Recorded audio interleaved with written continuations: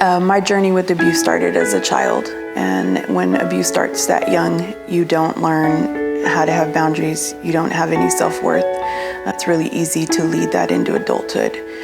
So as an adult, I found myself in abusive relationships, one after another. At the age of 23, I ended up married to a man that ended up being one of my worst abusers. After about 6 months of marriage, I started to see the abuse.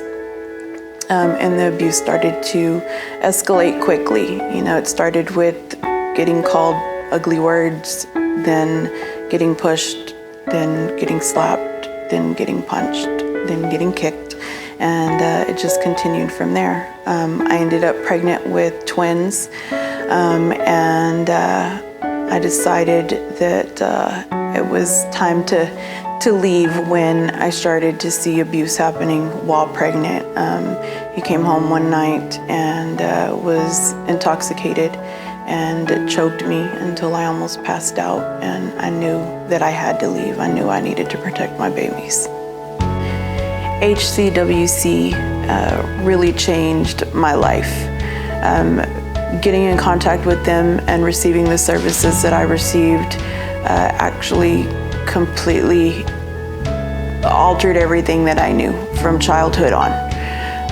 I was taught about boundaries. I was taught how to have self-worth, how to protect myself. So receiving those 3 years of services was the best thing that could have ever happened to me. And all of that was at no cost. Whenever I left my ex-husband and finally divorced him and felt strong enough to start my life over, it was a huge moment in my life. The healing was able to start, and it had a huge impact on my children. They didn't have to grow up in a house with abuse and learn those things where, you know, the generational trauma just continues, and the likelihood that they were to become passive and find themselves in that situation is high. I can't ask for anything greater than that, than to know that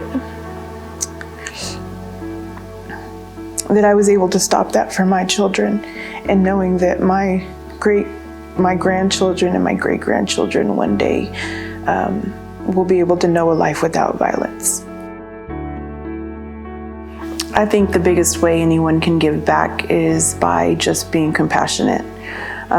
You know, you don't know what anyone's going through. Anyone can be a victim of domestic violence. Anyone can be a victim of sexual assault. We just need to be non-judgmental, and if we see that someone needs help, we need to offer it. And you know, if you know anyone that is in a situation like this, you definitely need to lead them to where their service is. But being compassionate and understanding goes a long ways.